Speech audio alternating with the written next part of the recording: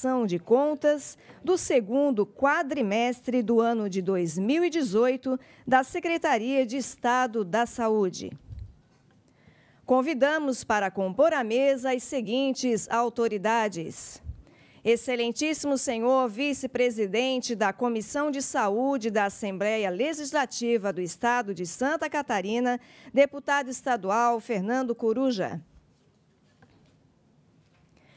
Excelentíssimo senhor secretário de Estado da Saúde, Acélio Casagrande. Senhor promotor de Justiça, Tiago Carriço de Oliveira, neste ato, representando a excelentíssima senhora promotora de Justiça e coordenadora do Centro de Direitos Humanos e do Terceiro Setor do Ministério Público do Estado de Santa Catarina, Caroline Cabral Zonta. Senhora presidente do Conselho Estadual de Saúde de Santa Catarina, Cleia Aparecida Clemente Giosoli.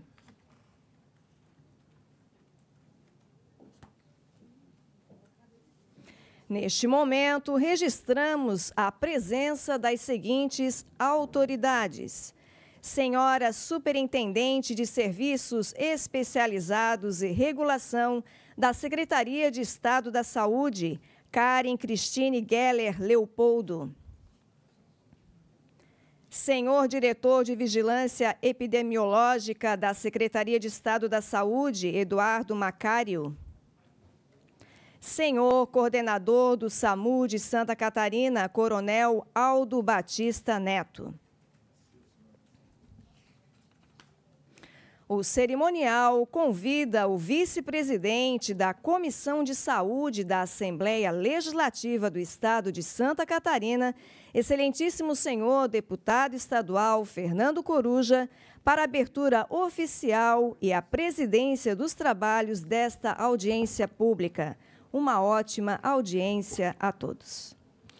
Bom, cumprimento todos os componentes da mesa, senhoras e senhores. Hoje estamos aqui com um quórum pequeno dos deputados. Acho que depois do tsunami da eleição aí o pessoal não... Mas daqui a pouco deve chegar, gente. O deputado Sareta teve um compromisso, pediu que eu tocasse a reunião, deve chegar ali pelas 10h30. E passo de imediato a palavra ao Acélio Casagrande, secretário de Estado da Saúde de Santa Catarina, para que possa expor, então, o relatório detalhado quadrimestral do segundo quadrimestre de 2018. Muito bom dia. Bom dia à nossa presidente do Conselho, Clélia, ao nosso Coruja, deputado Fernando Coruja, doutor Tiago, demais representantes dos poderes que aqui estão, os companheiros, colegas da Secretaria de Estado da Saúde.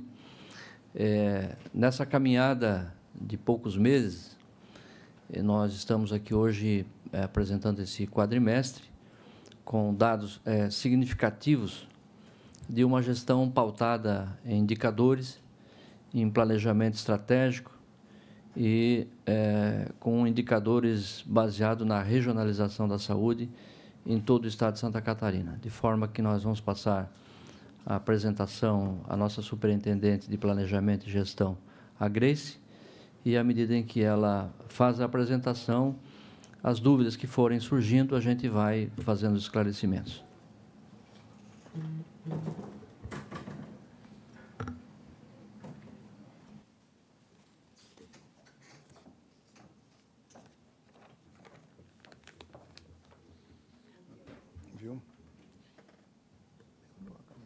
Bom dia a todos. Cumprimento o secretário Acélio, doutor Tiago Carriço, deputado Fernando Coruja, Cleia, nossa companheira do Conselho Estadual de Saúde, demais técnicos da Secretaria de Estado da Saúde e demais pessoas aqui presentes. Então, hoje vamos apresentar o relatório detalhado do quadrimestre, segundo quadrimestre de 2018. Ele é um dos instrumentos de planejamento e gestão do SUS. Ele está previsto na lei complementar. Eu só vou pedir licença para você para chamar para a mesa o procurador da República, também do Ministério Público de Santa Catarina, o senhor Fábio, doutor Fábio de Oliveira.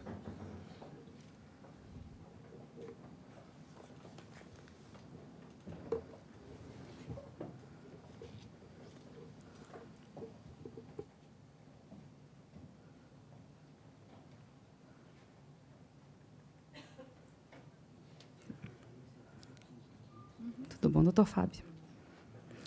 Ele está previsto, o relatório, na Lei Complementar 141 de 2012, no seu artigo 36, onde consta alguns requisitos mínimos desse relatório: montante de recurso, auditorias e oferta de serviços de saúde e indicadores. Ele segue um modelo padronizado pelo SARG. O relatório ele foi estratificado de alguns sistemas, né? O SARG-SUS, o CENES, o CIOPS, o Sistema CIA e o ESH. O modelo dele está baseado no SARG-SUS, onde ele vai ser substituído em outubro de 2018 pelo DigiSUS. Vamos agora apresentar o montante e fontes de recursos aplicados no período de 2018. Teve uma previsão a nível estadual de 19 bilhões, quase 20 bilhões, uma receita realizada de 12 bilhões 890. Destes foram destinados à saúde 14,39%, o que dá 1 bilhão 854 mil, sobre o valor empenhado, né?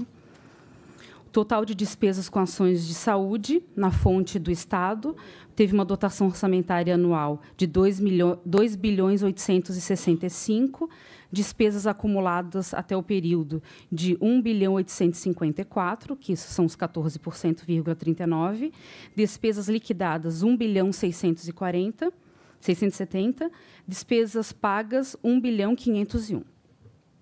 Receitas adicionais, que seriam do Ministério da Saúde e outras fontes. Temos uma previsão de 831 milhões e tivemos uma receita até agora acumulada de 404 milhões. Seria hoje 48,6% da previsão. Passamos agora por grupo, natureza de despesa desses recursos, de todas as fontes, tanto fonte estadual como do Ministério da Saúde. Então, tivemos uma dotação de despesas correntes de 3 bilhões 586 e despesas de capital 230 milhões. Despesas empenhadas acumulado no período de 2 bilhões 292 e de correntes e de capital 112 milhões. Já foram liquidadas dessas duas despesas 2 bilhões 138 e despesas pagas 1 bilhão 913.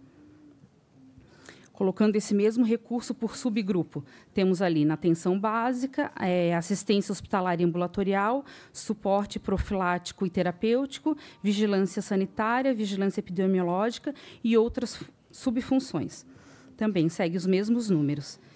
Dotação de 3 bilhões 817, despesas empenhadas de 2 bilhões 405, liquidadas acumuladas no período dos 2 quadrimestres de 2 bilhões 138 e despesas pagas 1 bilhão 913. Aqui também a gente estratificou de acordo com o PPA, as mesmas receitas. A gente colocou ali todas as ações incluídas no PPA de acordo com a sua receita.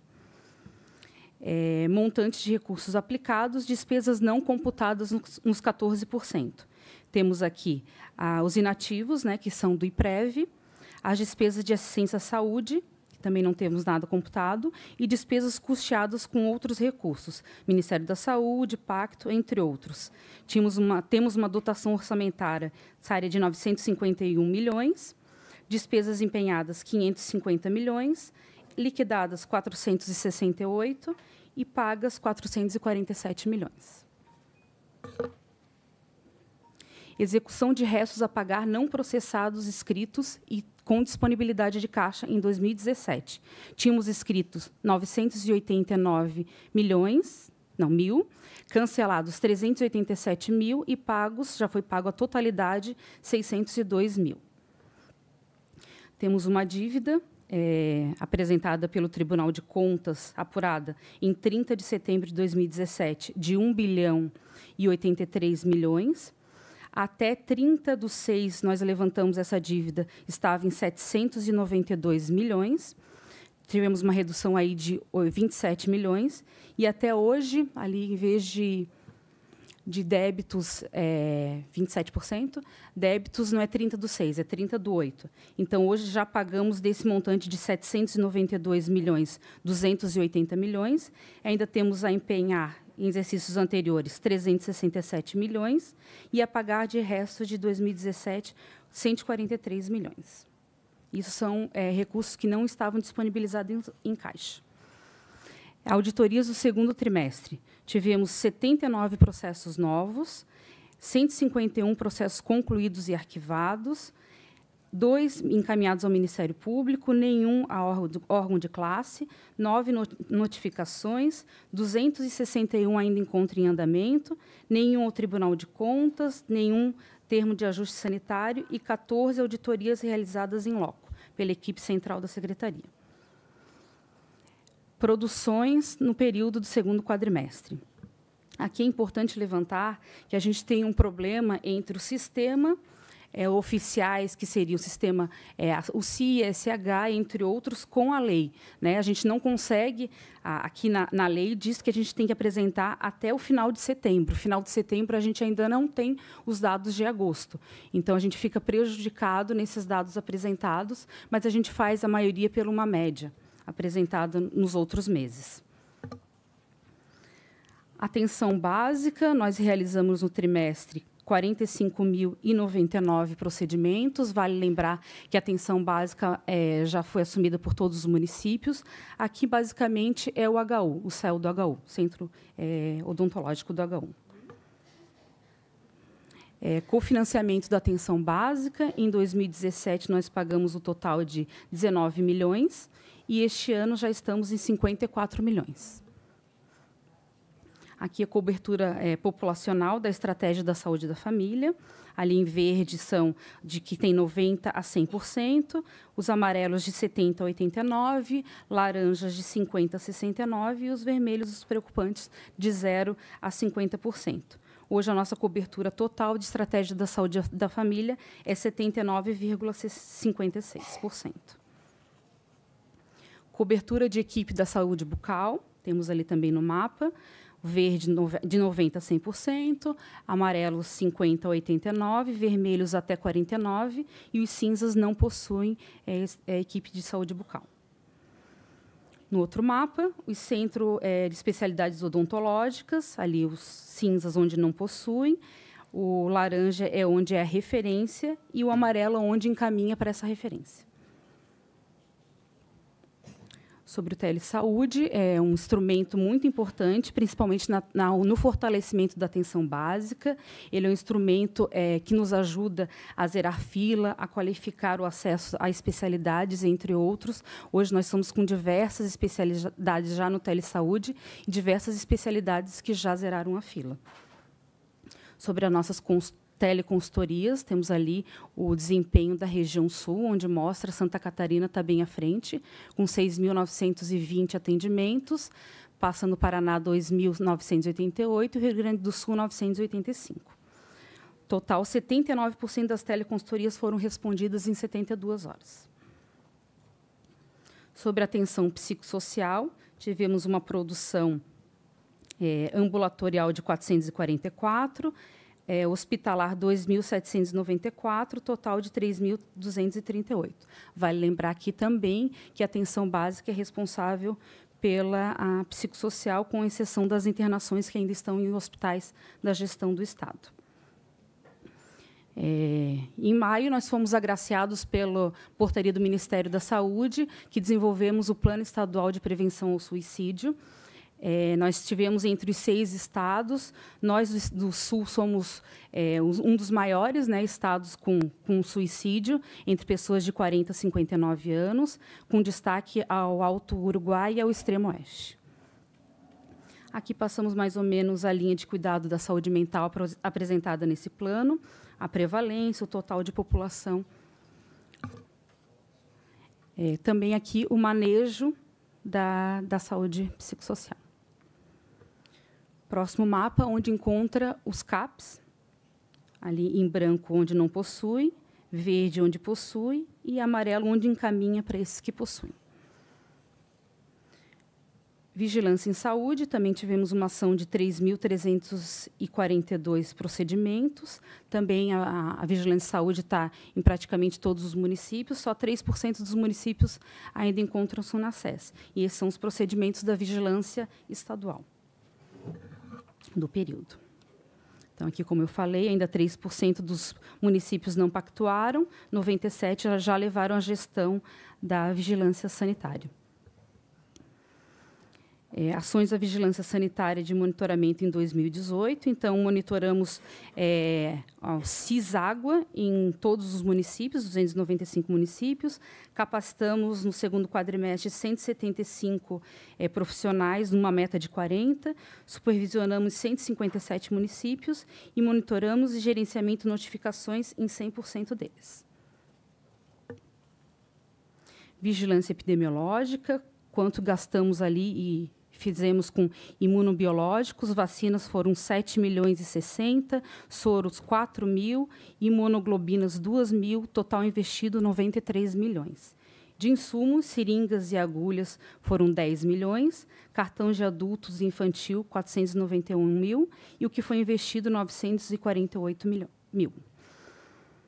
Vigilância epidemiológica, testes rápidos, HIV, foram 381.000 testes rápidos disponibilizados, sífilis 333, hepatite 1.000, hepatite B 334.000, hepatite C 295.000.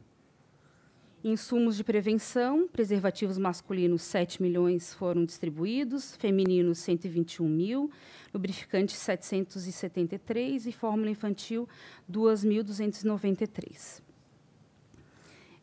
Pacientes em tratamentos com HIV foram disponibilizados a pacientes adultos, uma média de 24.000. Adultos que iniciaram o tratamento, 300 pacientes, número de gestantes, 170. E total de crianças que retiraram o medicamento, uma média de 170, e crianças que iniciaram o tratamento, 2. Quanto à vigilância, prevenção e controle de zoonoses, inseticidas distribuídos foram 118 quilos, larvicidas, inseticidas 78 quilos, UBV 40 litros. Supervisionados foram 993, assessorias 199. Foram capacitados 162 agentes comunitários, apoio a gabinetes apoio a municípios 55, produção laboral 58.000 de laboratório estadual e 142.000 de laboratórios regionais. Aqui a produção do LACEN foi um total de 332.000 procedimentos. Em 2017 e 2018 até junho temos 187.000. Uma aguinha para mim. Essa água eu posso usar? Pega para mim. Assistência farmacêutica, tivemos uma produção de 14 milhões de procedimentos, num custo de 8.773.000 no segundo quadrimestre. Do componente especializado da ciência farmacêutica, foram distribuídos 127, atendidos 124.000 pacientes naqueles recursos do slide anterior. Farmácia básica, com recursos 100%, o cofinanciamento em 2017 foi de 9 milhões, e 2018 já temos aí em 19 milhões pagos. Componente especializado, foi investido em 2017 256 milhões, e em 2018 até agosto foram investidos 154 milhões. Componente estratégico, em 2017 foi investido 83 milhões, e unidades de medicamentos distribuídos 34 milhões. Em 2018 já temos aí um investimento de 62 milhões e 24 milhões de unidades distribuídas. Da saúde da mulher, insulina irregulares, 2017, 9 milhões.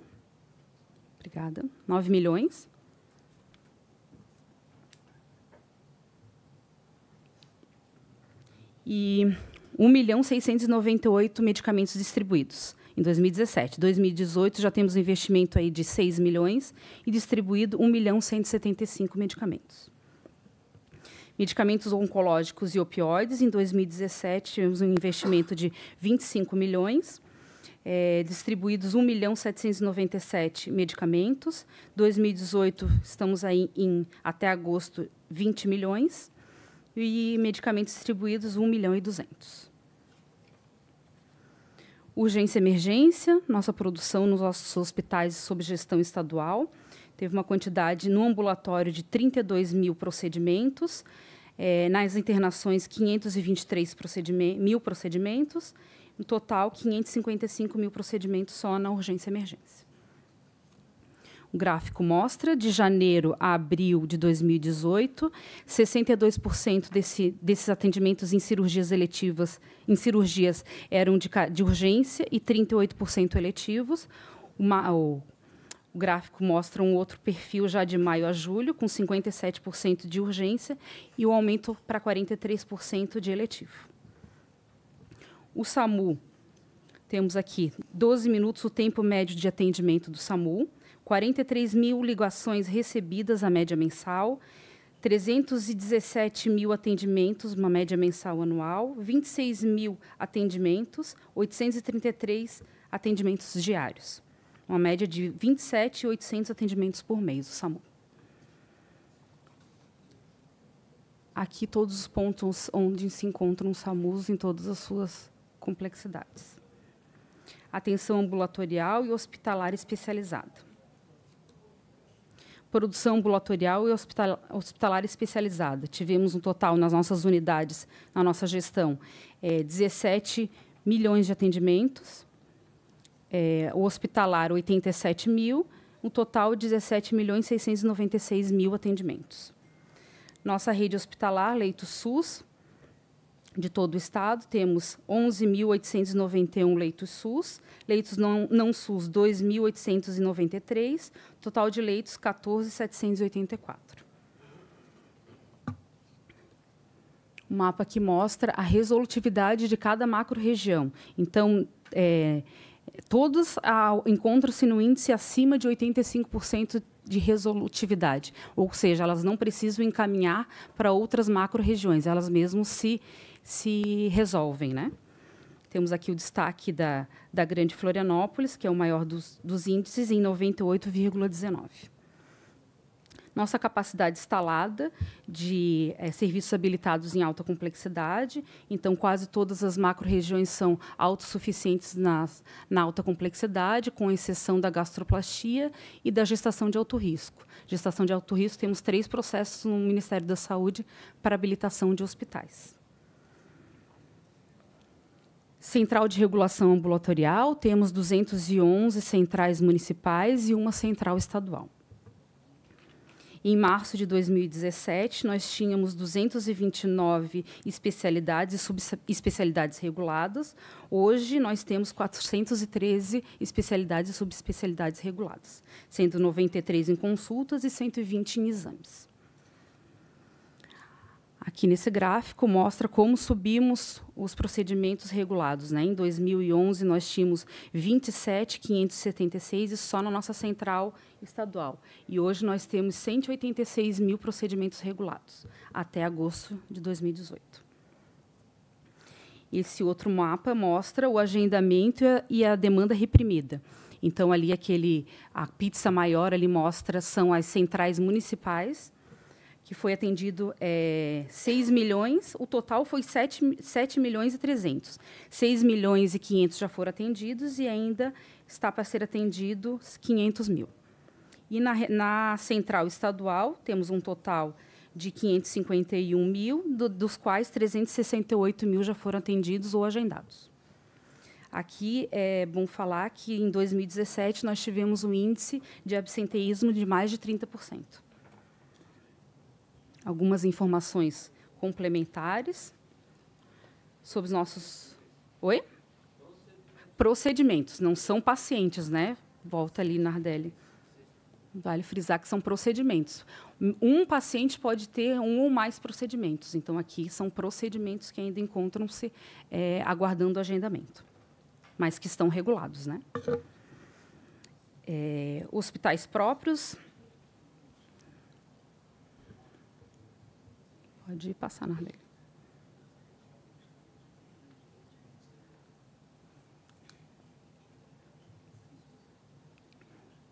Resultado financeiro semestral dos hospitais próprios.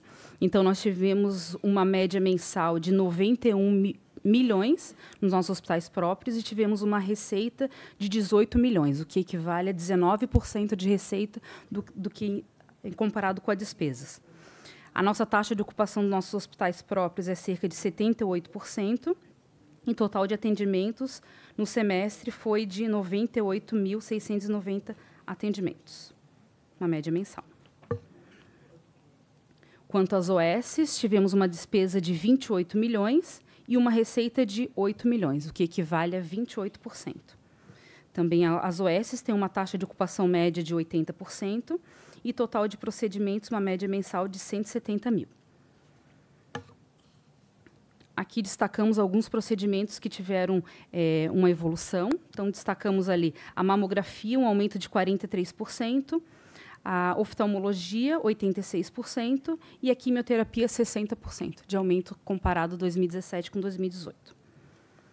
Perfil dos pacientes atendidos nas emergências dos hospitais próprios da SES.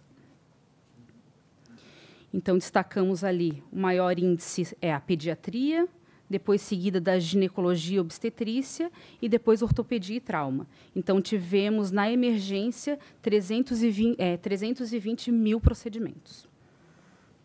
A pizza mostra onde foi centralizados os atendimentos, maioria na Grande Florianópolis, onde a gente possui maior número de hospitais, seguido do Norte Catarinense e do Vale do Itajaí. Quanto às cirurgias eletivas, nós, em 2017, fizemos uma média de 20 mil procedimentos eletivos, ambulatoriais e hospitalares, das cirurgias de caráter eletivo. Uma média do primeiro quadrimestre foi de 20.500 e já no segundo quadrimestre, 26.351. Aqui como foi a evolução. Cabe destacar que Santa Catarina, novamente, ficou em primeiro lugar na meta, que bateu a meta do Ministério da Saúde, em 183% das cirurgias eletivas. O projeto V, desenvolvido pela Secretaria também, onde deu a visão a mais de 18 mil pacientes, né, em cirurgias de catarata, devolveu a visão. Sobre SC transplante, tivemos, em 2017, 282 doadores e, em 2018, até o período, 180 doadores. O histórico de doação, então, a cada 1.000 pessoas, 38,6 catarinenses doam. E a média nacional é de 16,6. Então, ainda estamos bem acima da média. Histórico de transplantes, 2017 foram feitos 1.217 e 2018 até o período 778. Cabe frisar que a gente já zerou a fila de transplante de córnea. Centro de Informações e Assistências Toxicológicas de Santa Catarina. Tivemos o total, no quadrimestre, de 12.355 atendimentos. No outro slide, mostra ali a preocupação. A maioria dos atendimentos, 37,5%. 37,5% foram intoxicação por medicamentos, seguido de outros, que daí vários juntos, e depois de animais peçonhentos e venenosos, com 17,12%.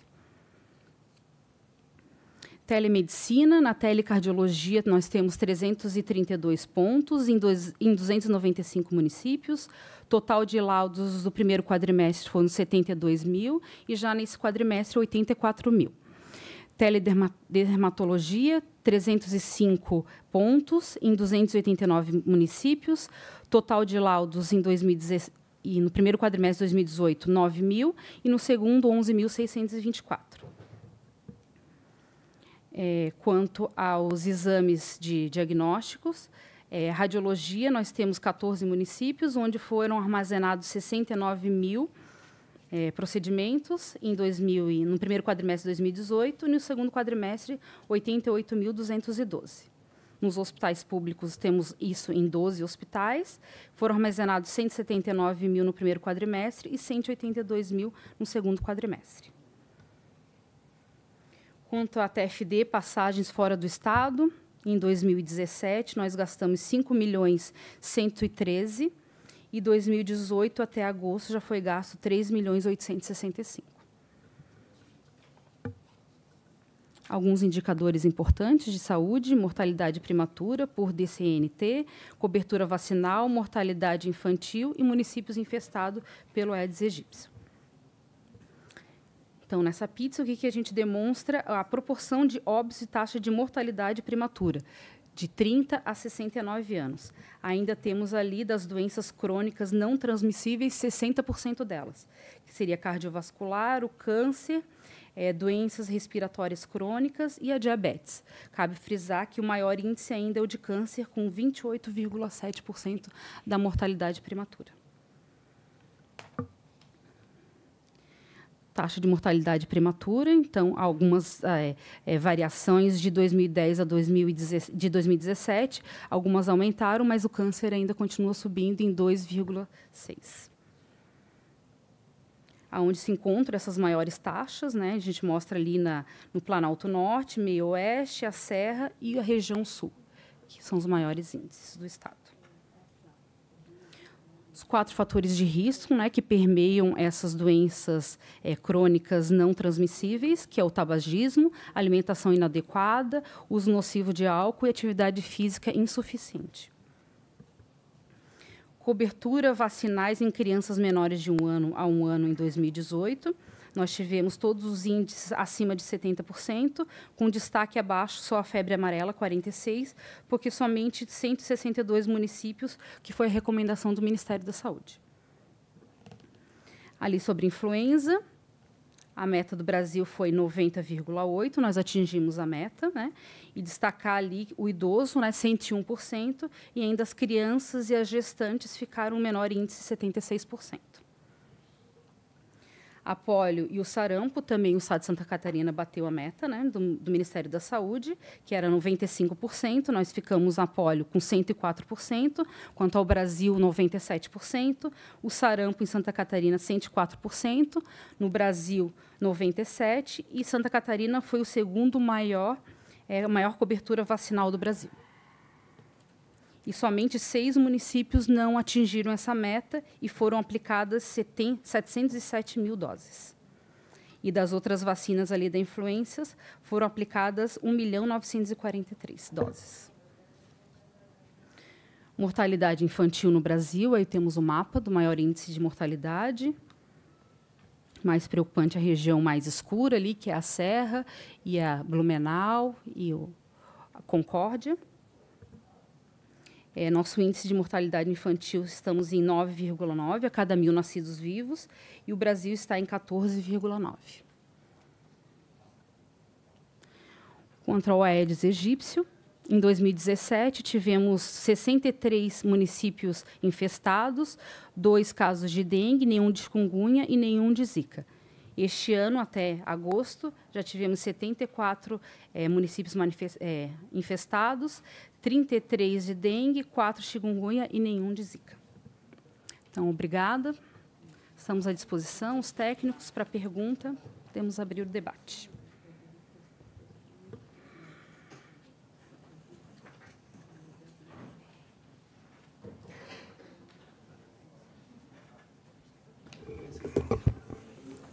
Registro a presença do coordenador técnico Diogo Demarque Silva, representando o presidente do Conselho das Secretarias Municipais de Saúde, Sidney Belé.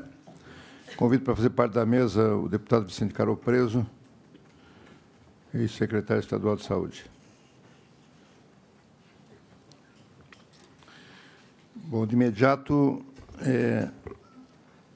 deixo livre para a manifestação de alguém da mesa que queira fazer alguma pergunta ou alguma consideração em relação à apresentação. Dr. Fábio de Oliveira, procurador da República do Ministério Público de Santa Catarina.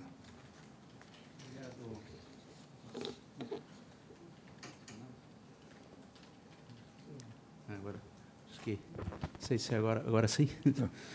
Obrigado, deputado.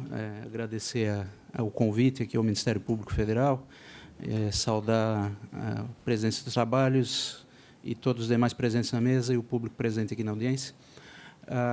Eu tenho alguns apontamentos breves sobre os dados que foram apresentados. Eu confesso que não tive a oportunidade de analisá-los previamente, mas algumas coisas me chamam a atenção, secretário, e uma delas é, muito embora eu prestei bastante atenção, a questão dos gastos com atenção básica no Estado de Santa Catarina, muito embora, salvo engano, tenhamos aumentado de 19 milhões para 50 e tantos milhões, alguma coisa em torno disso, do ano passado para esse, mas me parece ainda um gasto muito diminuto, né? Acho que o Estado pode avançar nesse aspecto. Aqui, evidentemente, que a tarefa de execução do serviço de atenção básica é dos municípios, eu entendo isso, concordo, mas isso não tem correlação com o financiamento. O financiamento, existe a ideia de cofinanciamento dos 3 entes. Na verdade, boa parte dos gastos com atenção básica, inclusive, não são de valores municipais, são repasses federais, né? Inclusive com aporte e contratação até de profissionais.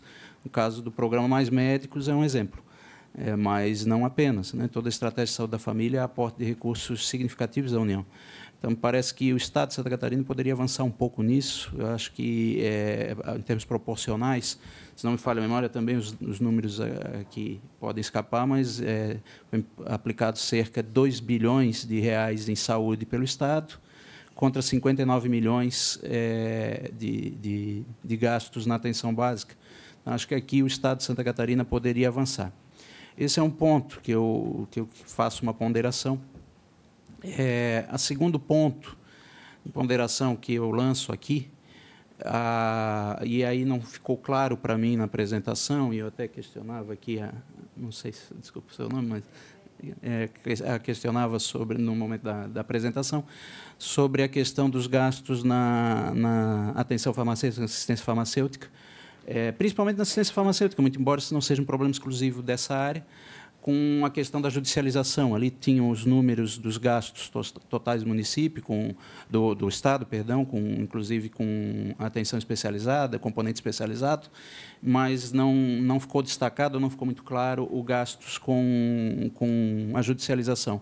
Eu acho que esse é um apontamento talvez interessante para trazer destacado até para os próximos relatórios, não sei, ou apresentar de maneira bastante clara. E aí, secretário, me parece que, aí é uma pergunta, eu sei que o Estado de Santa Catarina não iria utilizar e entendeu que não seria viável a utilização do sistema S-Codes, que é o S-Codes, enfim, um sistema produzido pela Secretaria de Saúde de São Paulo, que foi disponibilizado pelo Ministério da Saúde justamente para acompanhamento das ações em saúde, né, as ações judiciais, a judicialização em saúde.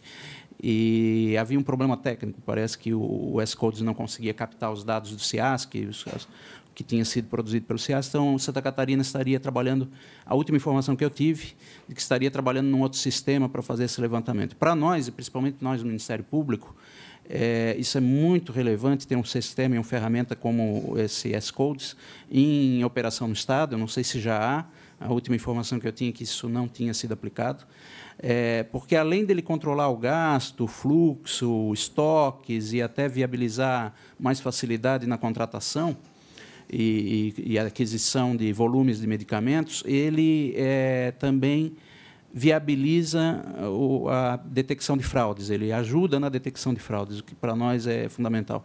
Nós sabemos que, às vezes, há grupos de médicos e advogados que até tensionam a judicialização de alguns componentes, algumas substâncias, alguns fármacos, que, por vezes, sequer tem registro na Anvisa, em fase muito experimental. Então, há toda uma série de situações que, muitas vezes, nós conseguimos detectar com cruzamento de informações, verificar desvios e distorções que podem, eventualmente, até ensejar uma situação criminal, uma configuração de algum ilícito criminal. Então, para nós, no Ministério Público Federal, seria muito interessante se Santa Catarina avançasse nesse instrumento. Esse é outro ponto que eu gostaria de registrar. E aí, com esses dados, nós teríamos também condição de debater uma eventual incorporação tecnológica pelo Estado.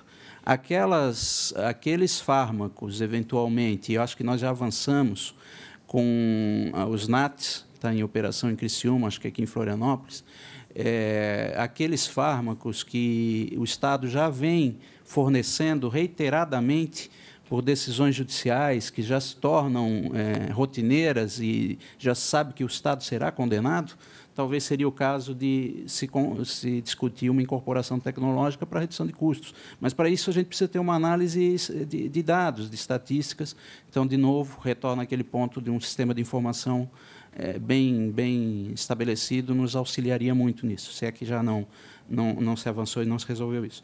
E, por fim, secretário, essa é uma demanda que eu venho insistindo há tempo, muito embora o relatório não tenha o escopo, me parece, de apresentar isso, mas eu aproveito a oportunidade e a presença aqui na audiência para explorar esse aspecto, que nós temos trabalhado, temos discutido. Eu sei que há uma Câmara Técnica na CIB, discutindo a questão da política estadual de atenção hospitalar.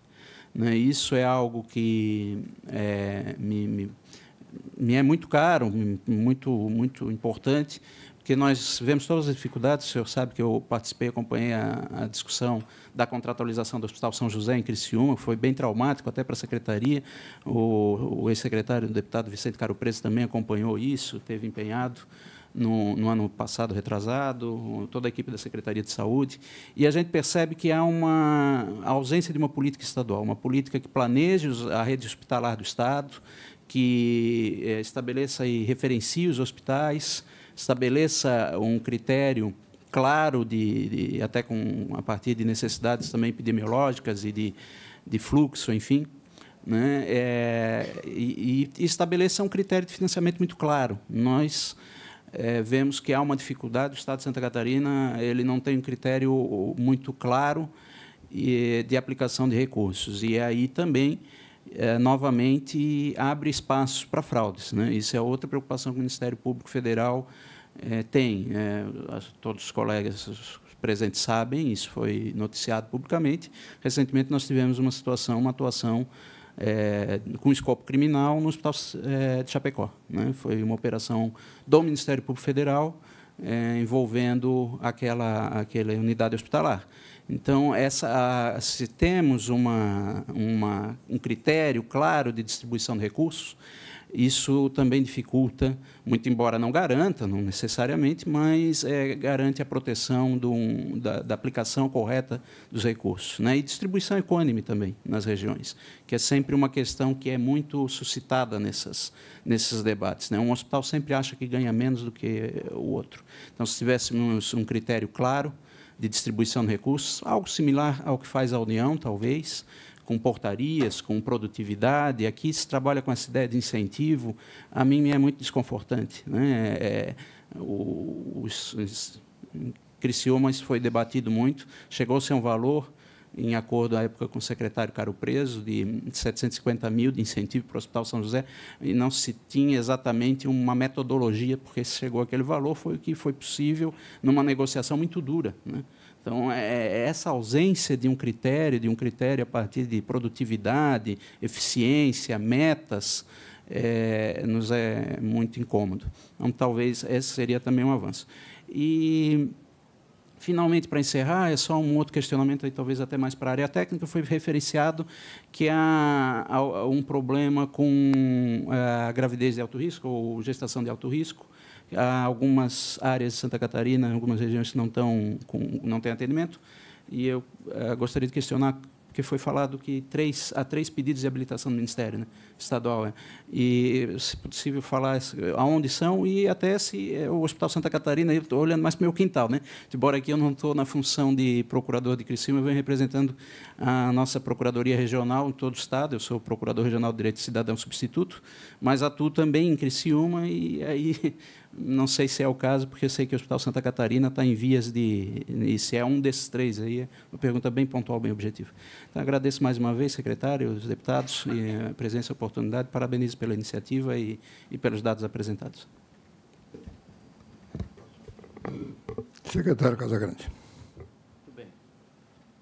Primeiro, dizer que esse é o debate mesmo, ver onde estamos falhando e onde se pode melhorar ainda, né?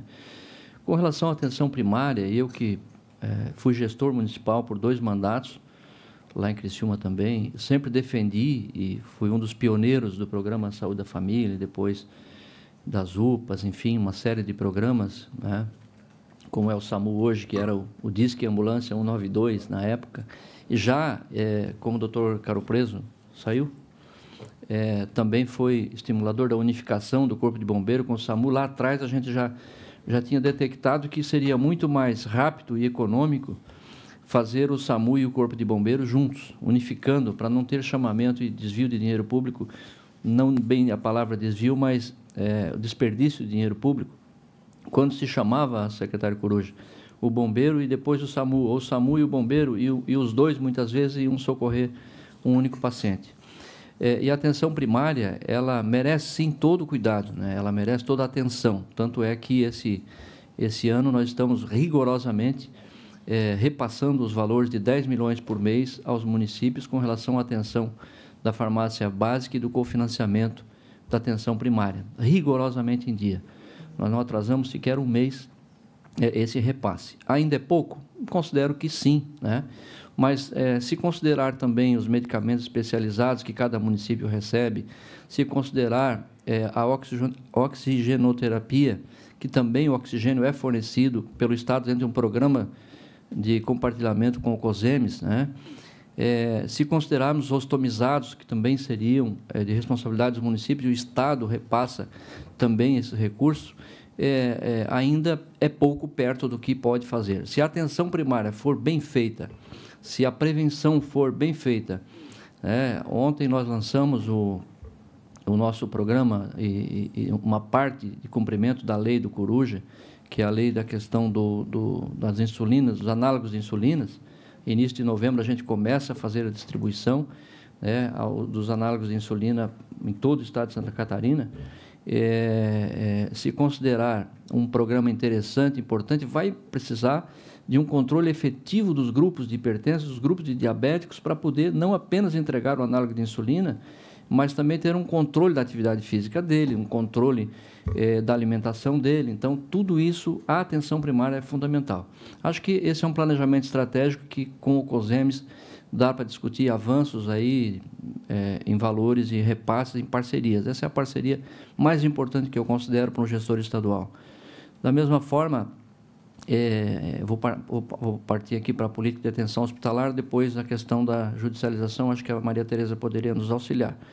A política de atenção hospitalar em Santa Catarina, depois que se efetivou a regulação, através da regulação nós temos hoje, exatamente em cada macro-região, aquilo que tem de vazio assistencial. Em cima desse vazio assistencial, nós vamos implantando serviços. Não era possível que São Miguel do Oeste ficasse a 2 horas de distância levando o paciente para fazer quimioterapia, tratamento de oncologia em Chapecó. Então, essa distância agora também acabou, porque a gente implantou a oncologia, porque detectamos isso na regulação. Da mesma forma, São Bento do Sul, Rio do Sul, Mafra com a cardiologia, a oncologia com a abertura do nosso CEPOM. Olha, estamos zerando a fila de oncologia na Grande Florianópolis com o centro cirúrgico, 4 salas cirúrgicas trabalhando das 7 às 10 da noite, com 10 leitos de UTI, quer dizer, a oncologia diminuindo o tempo de espera e, com isso, em cada macro-região, reduzindo o tempo de espera. O que acontece? Quando a superintendente Grace faz a contratualização dos nossos hospitais contratualizados, ela coloca ali metas, né? E o hospital tem que cumprir aquelas metas. E ele tem um incentivo fixo. Aí é que vem a discussão que está nessa Câmara Técnica, nessa Comissão de Políticas de Saúde no Estado. Quer dizer, se você definir uma forma diferenciada e não um percentual fixo em cima da contratualização, muda tudo esse quadro, que é o que eu acho que a comissão está tentando fazer. Então, não é os 10% de um contrato de 200 mil, né, que vai dar 20 mil por mês de incentivo, que vai resolver, muitas vezes, um vazio assistencial que poderá ter uma capacidade de tirar gente da fila de determinada especialidade, se for flexível também esse incentivo hospitalar. Você se referiu a Criciúma. Lá, por exemplo, a gente sabe que é insuficiente os 750 mil de incentivo, mas como incentivo ele é maior ainda que muitos outros, né, como incentivo. Por sua vez, tem uma política já muito antiga de convênios com hospitais nossos próprios. Por exemplo, o Hospital de Chapecó, né, foi colocado aqui, que recebe um incentivo através desse convênio além do incentivo na contratualização, de 1.800.000 por mês, né? E o Itajaí, o Marieta, que é um hospital nosso também, que se fosse de gestão direta seria até mais caro, mas recebe 1 milhão de incentivo. Baseado em quê? Em qual critério? Esses incentivos e esses valores de convênios. Então, isso está na comissão, a gente tem pedido, solicitado que para o ano que vem se tenha um critério mais definido para a questão hospitalar, até porque agora a gente sabe cada hospital onde está, o que faz e qual é a capacidade para suprir esses vazios assistenciais que tem em cada região. Então, essa política realmente de regionalização ela é fundamental. Há uns 15 dias atrás, a doutora Cleusa, que é a diretora do DERAC, do Ministério da Saúde, uma funcionária de carreira, o Coruja conhece ela bem, ela nos disse, olha, estamos trazendo para o Brasil o case de sucesso da regionalização e da regulação de Santa Catarina. Então, a gente já está meio que exportando essa experiência positiva aqui do nosso Estado, né? Então, realmente, nós estamos no caminho certo, sabemos, o Estado hoje tem um planejamento estratégico, sabe das contas, como é que vai chegar no final do ano, com quanto vai chegar de valores, quais os valores que nos próximos 2 anos poderão ser destinados para zerar e ampliar a assistência à saúde estadual. Então, tudo isso a gente, graças a Deus, está trabalhando bem. E eu vou passar a palavra para a Maria Tereza para falar um pouquinho sobre essa questão das ferramentas, até porque as ferramentas tecnológicas que a gente tem utilizado, elas ainda são insuficientes para ter o controle absoluto que se quer. Tem um outro controle hoje, que é o ENO, que a gente controla os nossos hospitais próprios com relação ao estoque, hora, plantão. Por sinal, e até por orientação do Tribunal de Contas, nós tivemos uma redução mensal já de horas sobre aviso, com esse controle mais efetivo dentro das nossas unidades hospitalares, de em torno de 1 milhão, 1,5 milhão mês de redução de horas sobre aviso dentro dos nossos hospitais próprios. Então, isso vai dar aí 15 milhões no ano. Então, tudo isso a gente está trabalhando com força, mas o Coruja sabe que a Secretaria de Estado é um desafio a cada dia, é uma situação nova a cada dia, um medicamento novo, caríssimo, que a Maria Tereza vai falar agora, a cada dia uma surpresa, né, de sequestro, inclusive financeiro, de valores altíssimos, né? Então, realmente, tudo isso precisa de ferramentas mais potentes para poder controlar e agilizar melhor. Maria Tereza. Bom dia, Maria Tereza, da Assistência Farmacêutica do Estado. Eu só gostaria de complementar o que o secretário falou com relação a recurso financeiro para os municípios. Eu sei que os valores são poucos, a gente trabalha nesse sentido para melhorar, mas eu trago um panorama de Brasil, que, por exemplo, na assistência farmacêutica, o recurso financeiro da farmácia básica, que a gente repassa aos municípios, é R$ 4,50. A média nacional é R$ 2,36. E o Ministério da Saúde, que fica com a maior fatia do financeiro, paga R$ 5,56. Então, é necessário, sim, fazer uma reformulação disso. Quiséramos nós, da Secretaria, termos condição financeira para melhorar ainda mais esse valor, mas eu gostaria só de passar realmente o panorama nacional, que mostra o compromisso da Secretaria de Estado da Saúde de que a estratégia da atenção básica ela é necessária e ela é entendida como prioritária, e a gente tem um valor diferenciado nesse sentido. Com certeza, é um valor baixo para tudo que os municípios investem também. Porém, a gente também tem que ter esse olhar diferenciado, né? Com relação ao seu questionamento das ações judiciais, as informações que eu tenho é que, no ano de 2018, juntando sequestro mais valor financeiro para pagar ações judiciais de procedimentos e medicamentos, foram 205 milhões. Para atender na área de medicamentos, 3.600 pacientes. Eu faço um comparativo bastante expressivo, que no componente especializado, que é uma estratégia de acesso a medicamento para doenças crônicas, doenças de valor elevado, medicamentos caros, a gente atende 124 mil pacientes com 39 milhões. Então, essa situação da judicialização, com esse sequestro de 60 milhões e mais, né, 140 milhões para as ações judiciais, é uma distorção absurda, e a quantidade de pessoas atendidas com esse valor também nos deixa chocados e tentando trabalhar, por exemplo, o sistema S-Codes, que foi sede do Estado, está sendo tentado utilizar ele, existe equipe técnica trabalhando nesse sentido.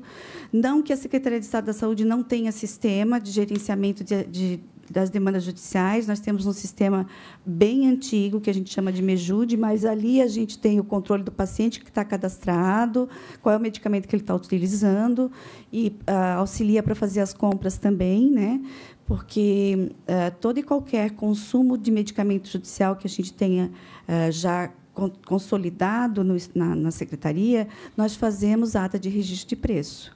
Então, tentamos otimizar o planejamento de algo que é difícil planejar, porque cada dia é um susto que a Secretaria leva com novos medicamentos aparecendo, que, sem registro na Anvisa, infelizmente, por mais que o Conselho Nacional de Justiça tenha se pronunciado que não se deva autorizar, dar demanda judicial de medicamentos sem registro na Anvisa, existe ainda, né, coisas que importados, medicamentos experimentais, medicamentos, sim, doutor, que a gente vê que laboratório e médico tem uma relação complicada, porém a gente não consegue comprovar isso, né? A gente sabe que pacientes demanda judicialmente, mas ele já iniciou o uso do medicamento com o laboratório financiando. Então, a estratégia deveria, se é um tratamento experimental, o laboratório deveria financiar 100% do tratamento e não judicializar. Porém, essas coisas são difíceis. Então, a iniciativa do Comesc, que a gente tem aqui no Estado, é bastante interessante, é bastante importante. O trabalho que a gente tem dentro da Secretaria com as nossas regionais para poder qualificar o atendimento da judicialização para o paciente, né? Muitos pacientes recebem a demanda judicial e não vão buscar o medicamento. Então, a gente quer saber aonde está esse nó todo. Enfim, é isso que eu coloco, mas, assim, principalmente, e terminando a fala, que o senhor falou em padronização de demandas repetitivas. Nós entendemos, tecnicamente, que o SUS é tripartite e a gente entende que a padronização tem que ser a nível nacional. Essas iniciativas de outros estados de padronizações focado em judicialização não deram certo.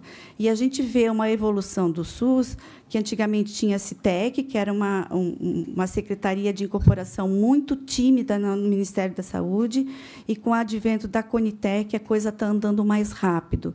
Então, a gente acha que a padronização deve ser nacional e olhar só o Estado no seu cercadinho e fazer coisas aqui, a gente quebra toda a estrutura do Sistema Único de Saúde. Obrigada. Eu convido para fazer parte da mesa e assumir a presidência aqui o deputado Sareta. Bom, então, eu passo a palavra ao doutor Tiago Carriço de Oliveira, que é da Promotoria de Justiça e Coordenadoria do Centro de Direitos Humanos e do Terceiro Setor do Ministério Público Estadual, e nesse ato também representando a doutora Caroline Cabral Zonta.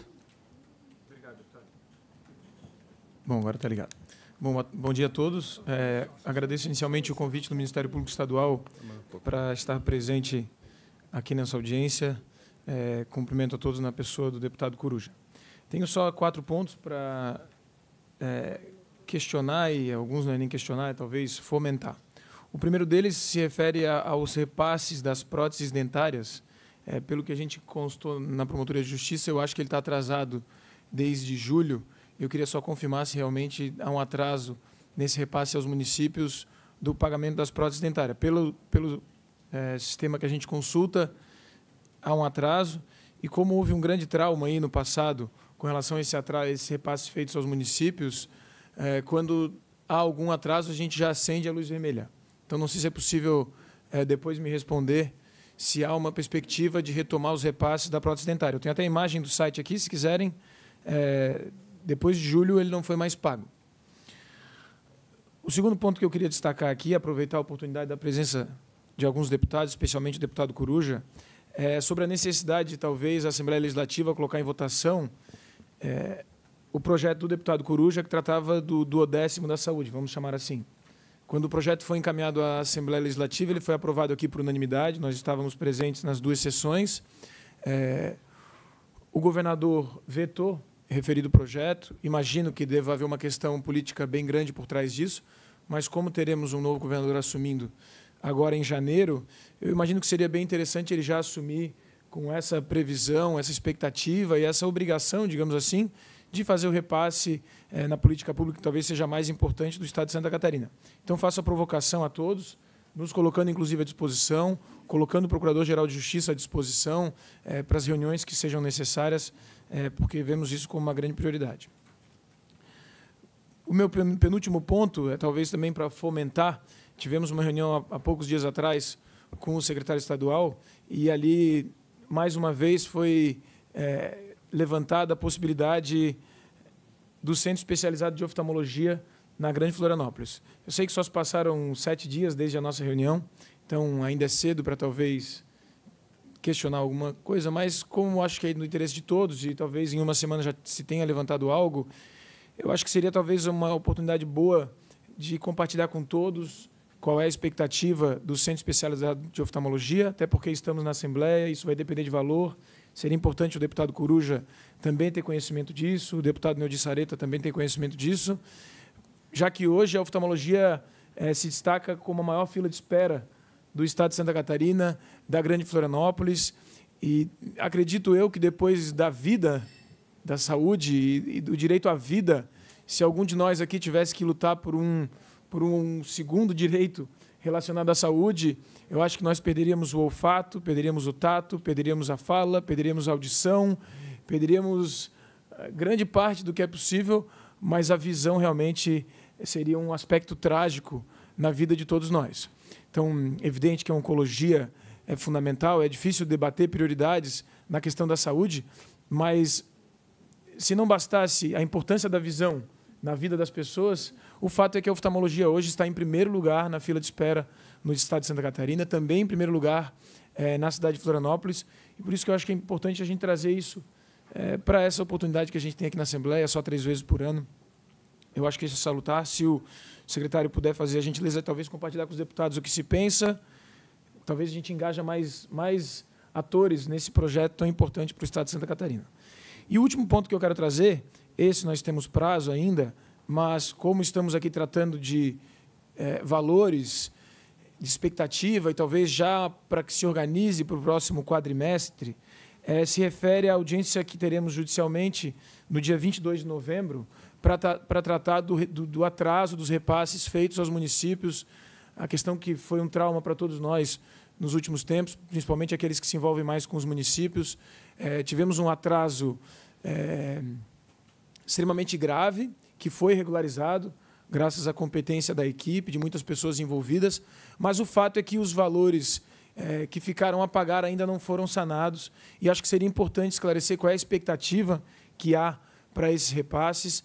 A ausência desses repasses gerou uma demanda reprimida enorme nos municípios do Estado. Essa demanda reprimida gera um problema grave no atendimento da atenção básica, e a demanda reprimida no atendimento da atenção básica gera, por consequência, um problema grave nos atendimentos que são realizados de média e alta complexidade pelo Estado. Quando a gente se reúne com o Estado, a conversa é muito comum. Onde chegamos é de se destacar a necessidade do município fomentar mais ainda a atenção básica, já que se os municípios atendessem muito bem as pessoas na atenção básica, não haveria tanta gente na média e alta complexidade. Só que nesse relacionamento de vai e vem, de troca, e de descobrir quem veio antes, se foi a galinha ou se foi o ovo, nós voltamos a recordar que há uma demanda reprimida enorme nos municípios por causa da ausência desses repasses do passado. Então, eu gostaria de saber, se possível, se já há alguma expectativa para uma proposta, nesse dia 22 de novembro, me colocar mais uma vez 100% à disposição, apesar de haver essa data do dia 22 de novembro, que é um encontro judicial. O Ministério Público Estadual está de portas abertas para essa negociação a qualquer momento, em qualquer lugar que seja, e eu espero que a gente possa, pelo menos, dar uma expectativa para esses municípios sobre o pagamento desses valores. Eu acho que são esses 4 pontos: as próteses dentárias, a questão do atraso, o projeto de lei do 10º, acho que não há muito o que se falar. seria mais fazer uma provocação aqui ao próprio autor do projeto e nos colocar à disposição, a questão do Centro Especializado de Oftalmologia e a audiência do dia 22 de novembro, que trata do atraso nos repasses. Mais uma vez, agradeço a presença de todos, a alegria de ter também o Ministério Público Federal ao lado, nos colocar à disposição do Ministério Público Federal, e muito obrigado. Bom, antes de passar a palavra ao secretário, eu vou abrir a inscrição para que, se alguém da plateia queira se inscrever, daí, o Diogo, faz favor, as pessoas que querem se inscrever, para que a gente possa depois... Tudo bem. Então, passo a palavra ao secretário Célio Casagrande para responder aos questionamentos do Dr. Tiago e também uma resposta anterior ao questionamento sobre a questão das maternidades, né? Ok. Tá. Com relação, doutor Fábio, à maternidade do Santa Catarina, que é o senhor tem acompanhado nos últimos tempos lá, o Sul, com mais de 1 milhão de habitantes, não tem uma maternidade de alto risco e tem uma UTI dentro de um hospital que é pediátrico, UTI neonatal, que atende todo o estado, praticamente regulado. E lá tiveram diversos recursos, tanto federal como estadual, como municipal. Então, acho que agora a gente avançou muito, estamos a CIB assim entendeu também, em fase já de conclusão de obras, de CME, equipamentos, revisão, equipamentos encaixotados há mais de 10 anos, quer dizer, estamos abrindo esses equipamentos, e até o final desse ano, o sul do estado será coberto por essa maternidade de alto risco, com mais 10 leitos de UTI neonatal. Hoje tem 10, teremos mais 10, e mais 10 ainda de semi-intensivos. Então, vamos ficar bem cobertos lá, né? E as outras duas, aí não sei se a Grace poderia dizer quais são. A que está para habilitação, que eu não me recordo agora também. Nós temos processo de reabilitação de Tubarão, né, que é pela portaria nova. Temos Chapecó, reabilitação, e habilitação de Xanxerê, um novo serviço para gestação de alto risco. E já, deixa eu aproveitar da prótese dentária. Isso.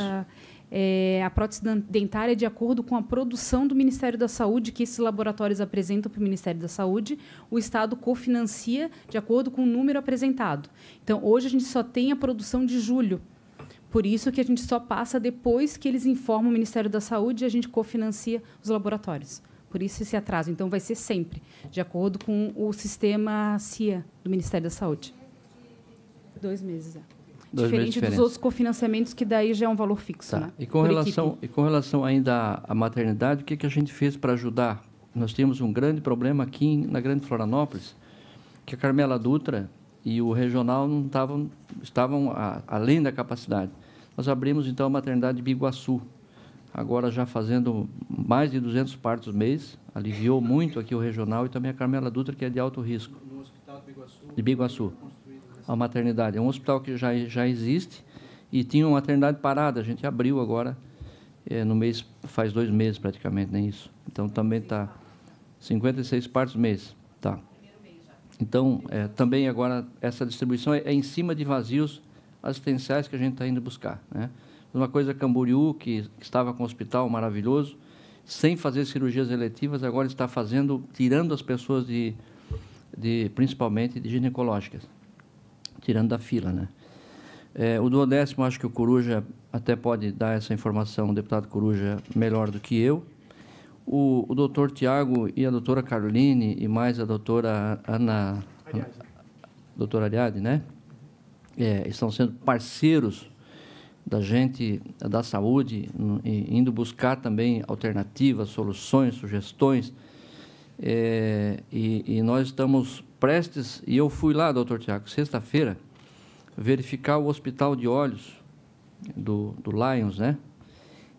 Ali não é Palhoça, é Palhoça ali, o hospital de olhos? Não, Palhoça. É um hospital de 2.500 metros quadrados, está lá fechado. Eu entendo que eles não têm condições de abrir e tocar aquele hospital. e nós estamos em negociação para poder levar para ali o banco de óleos. Então, já tem uma estrutura física, tem equipamentos, inclusive, lá, né, espaço para abrir diversas salas cirúrgicas.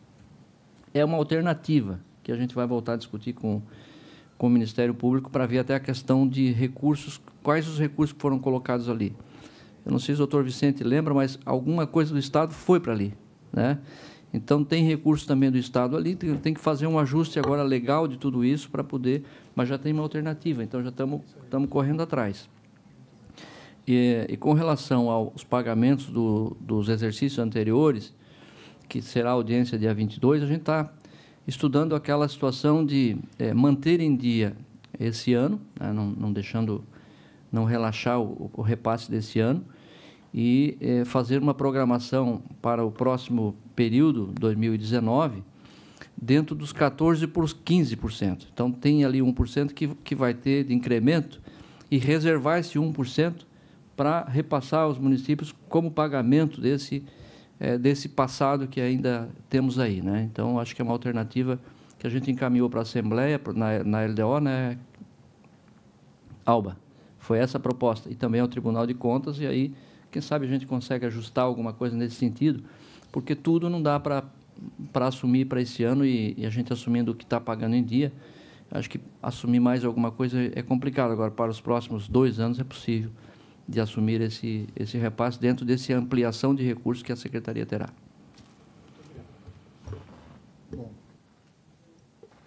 Com a palavra, a presidente do Conselho Estadual de Saúde de Santa Catarina, a Cleia Aparecida.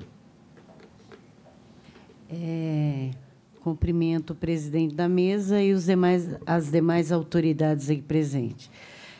Esta prestação de contas já foi apresentada ao Conselho Estadual de Saúde, que está em análise, porque houve dúvidas também, alguns questionamentos, né, que os conselheiros precisam estar esclarecidos, e o complemento da apresentação do quadrimestre.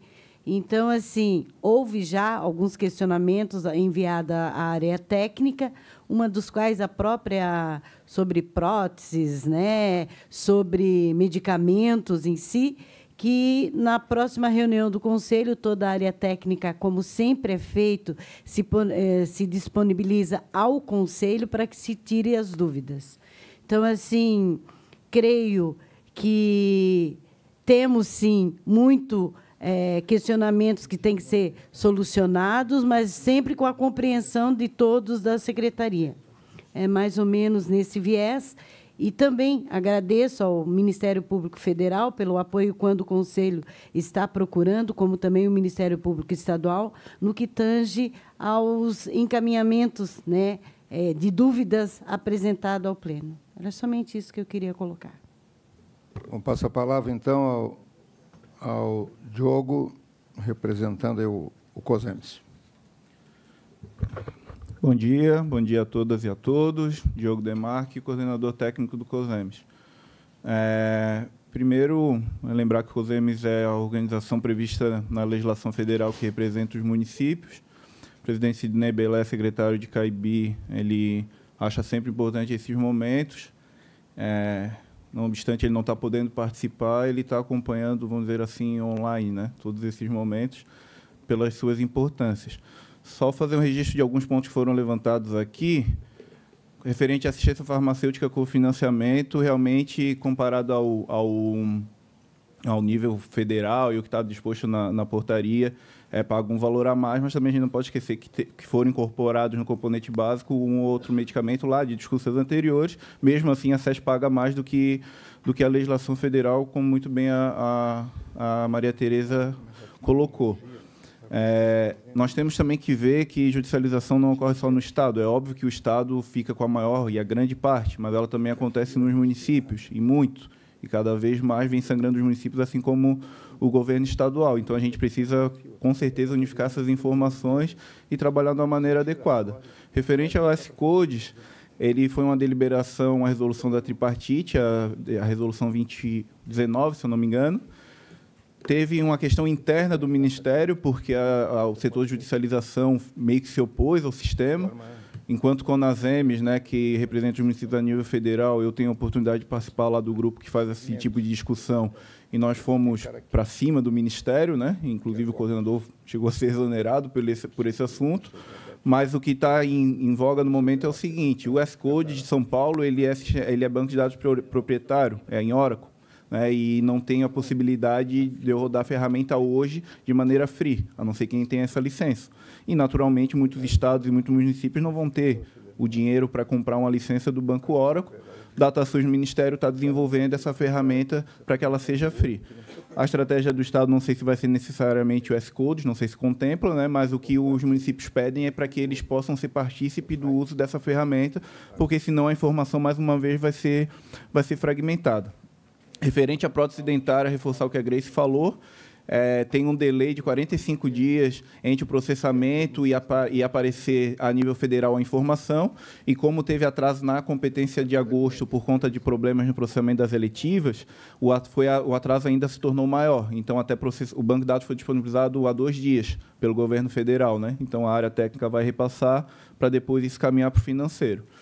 E, por último, né, reiterar a palavra do Carriço, secretário Acélio, porque o COSEMES foi intimado pelo juiz, referente aos processos, para que ele possa estar participando da discussão do dia 22 como amicus curiae, né, para poder ser ouvido. E nós somos da mesma ideia do Tiago, que, se for possível conversar, também é o ideal. Lembrando que são 8 meses em 6 tipos de cofinanciamento, que é referente aos meses de maio a dezembro de 2017, só que quando a gente fala de incentivo de média e alta complexidade, nós temos um passivo que são de 3 anos, e os municípios acham que esse valor é pertinente, embora tenha uma discussão judicial de regulamentação da lei, que está vigente, Lei 16.159 de 2013, ela está vigente, os municípios consideram que, enquanto está vigente, né, essa lei é aplicável, né? Nós, recentemente, na CIB, fizemos acordo referente a aplicações de recursos, tanto da atenção básica quanto da média complexidade. A gente tem que parabenizar que esse ano está rigorosamente em dia, porém, o COSEMES ele tem uma preocupação agora no encerramento do ano, principalmente porque, se a gente for olhar para essa orçamentária de 2018, nós temos a previsão de emendas impositivas a nível estadual. E nós, olhando a LOA, nós vemos que boa parte das rubricas orçamentárias estão pontuadas com essa implementação dessas emendas. E isso nos preocupa muito. Não sei se a SES chegou a fazer algum tipo de conversa, e nós somos solidários, inclusive a SES, porque eu acredito que, se fosse aplicar aquilo, a SES não consegue fechar o ano. É um tanto quanto temerário. Eu tenho lá cofinanciamento da atenção básica, sendo previsto reforma de hospital, só para vocês terem uma ideia do que foi indicado na peça. Então, no mais, colocar que o COSEMES, apesar de, em muitos momentos, as discussões seriam um pouco tensas por conta desses últimos anos, tudo o que ocorreu, a gente quer que vocês entendam, tanto o legislativo aqui a nível estadual, quanto a secretaria estadual e os órgãos de controle, como um parceiro, para que a gente possa estar melhorando tudo que está em voga agora na área da saúde. Ok?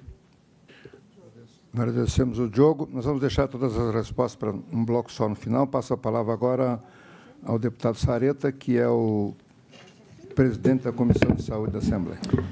Bom dia a todos e a todas. Deputado Coruja, que preside esta audiência pública, estimado secretário da Saúde, nosso presidente do Conselho, representante do Ministério Público, representante do COSEMES, enfim, a todos os demais lideranças que estão aqui presentes, doutor Caro Preso, que também chegou aqui, se desejar puxar uma cadeira aqui, faríamos questão da sua presença na mesa também.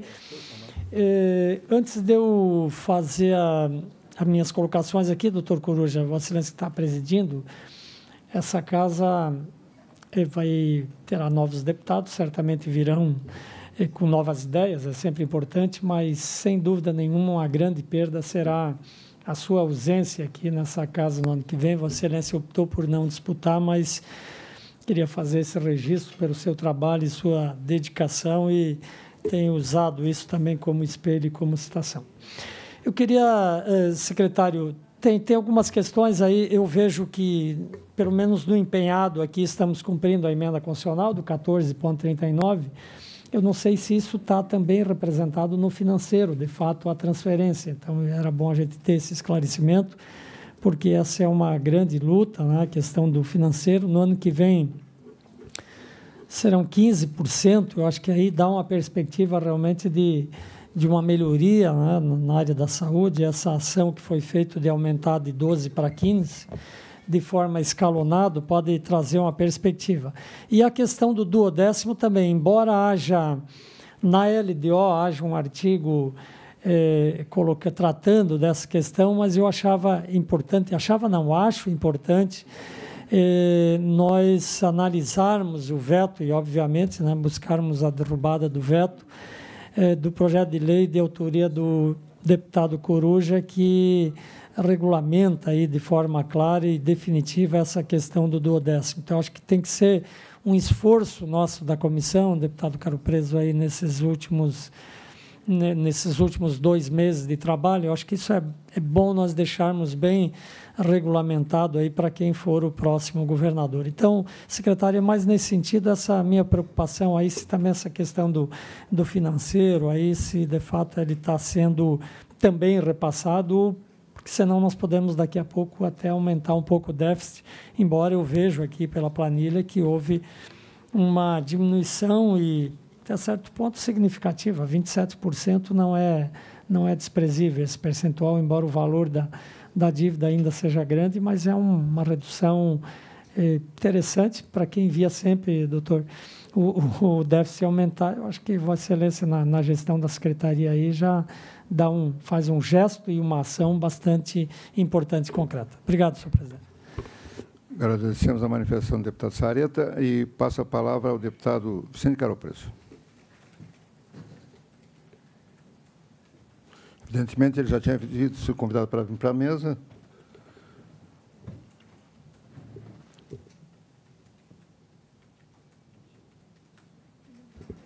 Bom dia a todos. Bom dia, deputado Coruja, secretário, os amigos participantes da mesa, o pessoal de apoio da secretaria e as pessoas presentes.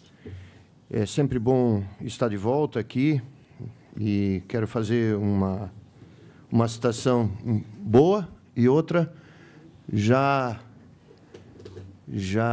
lamentando a não participação do deputado Coruja nas eleições. Eu acho que é uma perda significativa para a saúde e mesmo para casa, mas deixa um grande legado, uma contribuição extremamente importante e interessante para a saúde. E, da mesma forma, com muita alegria, vemos a manutenção do mandato da Carmen Zanotto, que é sempre uma grande parceira em nível nacional, aí com a sua contribuição extremamente importante em horas decisivas, né, para a saúde de Santa Catarina, que ela tenha permanecido. Tem alguns assuntos que sempre são importantes serem tocados. A principal é sobre a gestão dos hospitais públicos. No período que eu passei, de 1 ano, eu enfrentei muitas dificuldades nesses hospitais.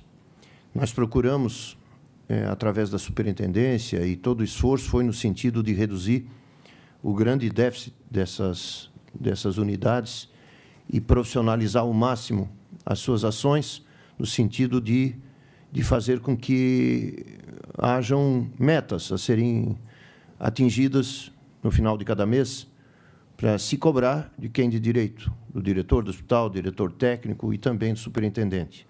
Acho que é uma das coisas mais importantes que tem que ser feita, a gestão dos hospitais públicos, totalmente profissionalizada.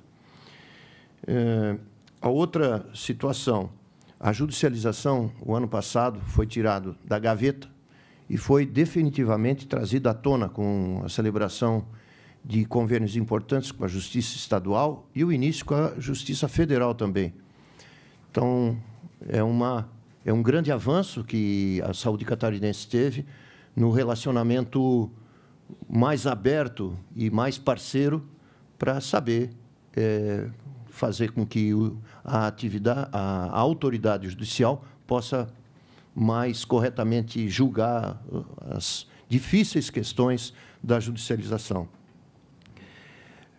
Acho que também melhoramos no sentido do repasse em dia, que foi a situação que eu e toda a administração da SES mais sofremos, foi o não repasse, praticamente o não repasse. Quando você esperava 90 milhões, chegavam 50.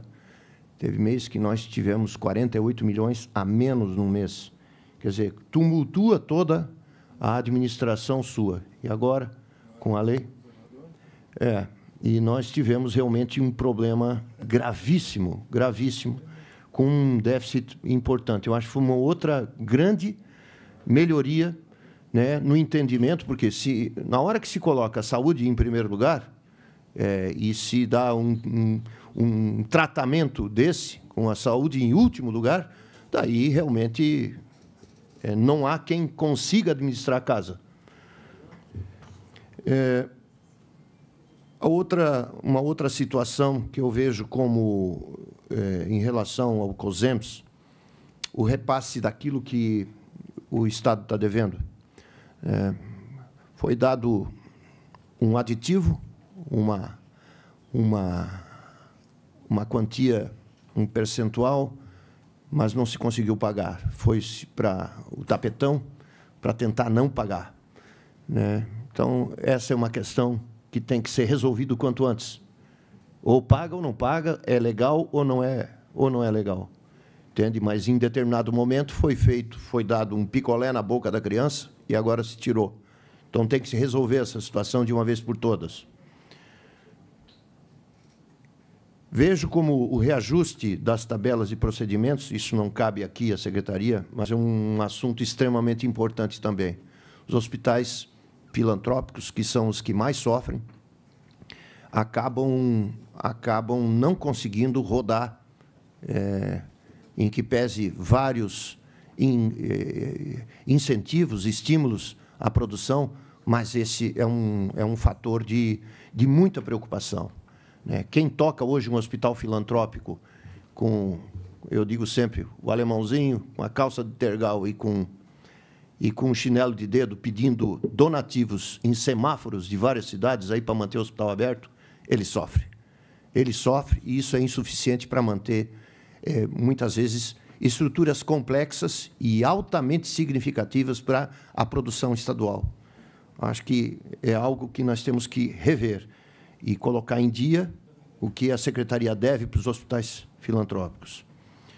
Então, seriam essas as principais preocupações, focando principalmente na justiça do pagamento dos hospitais filantrópicos, que é que, quando o cidadão realmente fica necessitado numa hora de urgência e emergência, ele corre.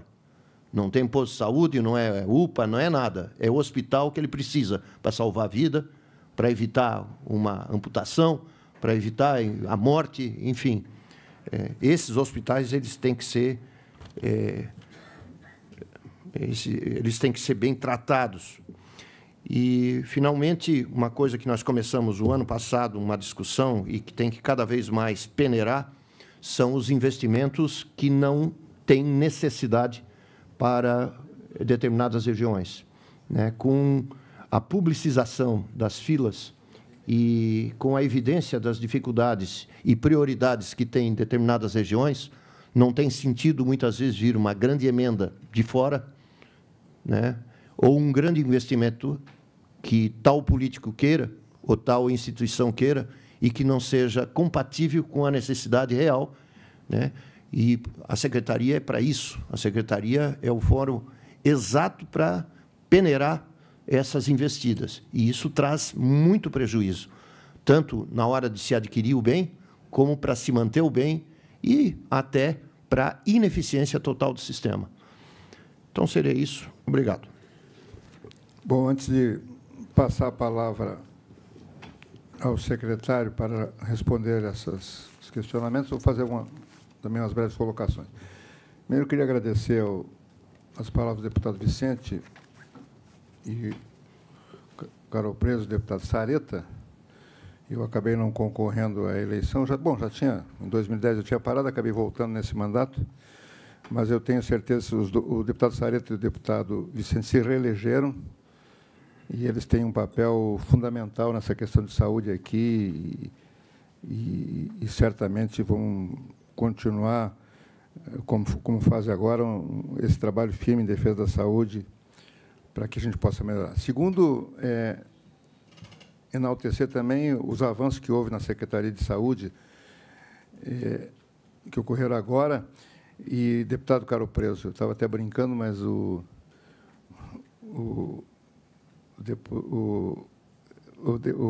ex-deputado Acélio, ele teve uma facilidade que ele é mais próximo do governador, né? Então, o dinheiro veio com mais facilidade também. A senhora, Vossa Excelência, teve algumas dificuldades de aporte de recursos. Mas enaltecer que a Secretaria vem apresentando uns índices interessantes, o deputado Sareto já levantou, e esta parceria que existe com o Ministério Público é significativa, né? O papel do Ministério Público discutindo as questões, continuando com o fiscal da lei, continuando como aquele que representa o Estado, mas também discutindo as questões, porque é preciso diálogo, né? O Brasil está num momento em que nós estamos num confronto grande aí e é preciso enaltecer o diálogo, que a política é uma questão de diálogo. Nós, aqui na Secretaria de Saúde, temos o Estado de Santa Catarina, aqui tem a equipe, eu fui secretário e sei de como... Se tem um setor onde as pessoas são dedicadas ao trabalho, como regra geral, é na saúde, é por pessoa envolvida com essa questão do SUS. Agora, nós temos, e na saúde, assim, no setor primário, nós temos avanços muito grandes. Hoje, o grande gargalo ainda está sendo na questão da assistência hospitalar, né, que Santa Catarina é um estado que avançou muito em outras questões. Eu acho que esse relatório quadrimestral ele precisa ainda, vou insistir em algumas coisas. Primeiro, no 14% ali, que o 14% tem que ser do pago, evidentemente. E ali nós tivemos do empenhado dessa vez. Essa vez nem foi do liquidado. Não é? Tem o empenhado, o liquidado e o pago. Né? E o 14% tem que ser, evidentemente, do pago no final do ano. É claro que alguma coisa pode se acertar no final, mas é preciso avaliar isso. A Assembleia teve um papel aí decisivo. Nós trabalhamos com isso. As câmaras de vereadores apresentaram uma proposta de emenda constitucional. Foi mobilizado por nós, eu, o Caro Preso, o Sareto e outros deputados aqui, que mobilizamos as câmaras do Estado para apresentar a emenda. Elas apresentaram aqui, como propõe a Constituição, que nós conseguimos elevar de 12% para 15%. Nós não quisemos apresentar aqui, porque nós podíamos ter apresentado, para dar essa mobilização, e foi aprovado aqui. Em relação ao repasse mensal, houve o veto, nós temos que derrubar o veto aqui, porque o veto realmente ele atrapalhou um pouco o projeto. Está na LDO, mas nós vamos tentar derrubar o veto. Então, doutor Tiago, nós vamos, acho que esperar passar o segundo turno aí, porque está meio ainda tumultuado o negócio aí. E aí vamos trabalhar para derrubar o veto, mas eu acho que é perfeitamente possível. Eu queria fazer algumas... Acho que os dados ali, por exemplo, a resolutividade foi apresentada ali nos dados das regiões. Mas eu acho que é preciso ter preciso mais números para a gente poder compreender melhor isso.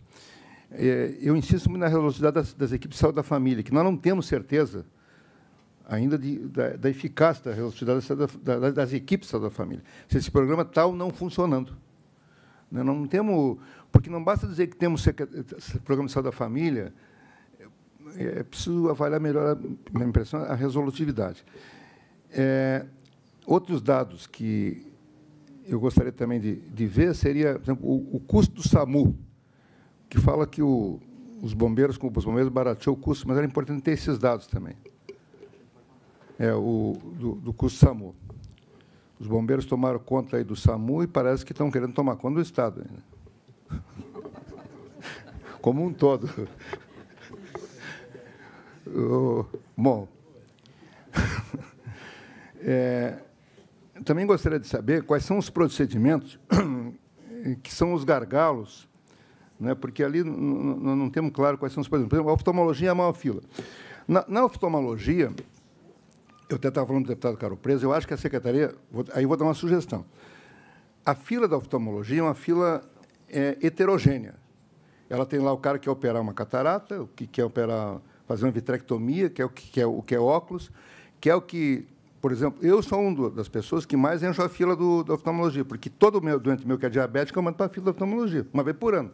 Então, imagine, né, para fazer o exame do fundo do olho. Mas ele não precisa necessariamente... Claro que, se for os únicos oftalmologistas, vão dizer que tem que fazer um exame com eles uma vez por ano. Mas você pode fazer uma fila separada, onde ele vai fazer só um exame você padroniza do fundo do olho. E, às vezes, não precisa ser de ano em ano. A Secretaria pode padronizar, por exemplo, para quem não tem lesão nenhuma, que ele tem direito a um exame de 2 em 2 anos. A Secretaria pode fazer isso. Não é? Porque não precisa, segue o roteiro da melhor medicina, e você consegue... Se você pulverizar a fila, você consegue diminuir ela, né, de forma de ter procedimento. Depois, nessa questão dos gargalos, nós aprovamos aqui um projeto que, evidentemente, que a Secretaria talvez não tenha gostado muito, mas que é a possibilidade de uma tabela do SUS estadual. Nós aprovamos aqui. Então, eu acho que essa tabela pode ser usada para procedimentos específicos. Você não precisa fazer uma tabela, mas um procedimento de Santa Catarina pode aumentar o valor. Um procedimento isolado, você pode aumentar um valor só, não precisa criar uma tabela. Mas é legalizado para um procedimento sem aumentar o valor. Porque hoje, como é que funciona o SUS? A tabela é feita em Brasília.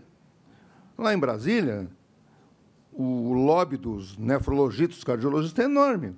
O lobby do pessoal que opera a hérnia é nenhum, né? Então, os caras montam uma tabela lá onde consome... Então, todo mundo quer operar coração pelo SUS, mas ninguém quer operar a hérnia. Então, você pode, inclusive... E a tabela que nós precisamos aqui não é só para aumentar.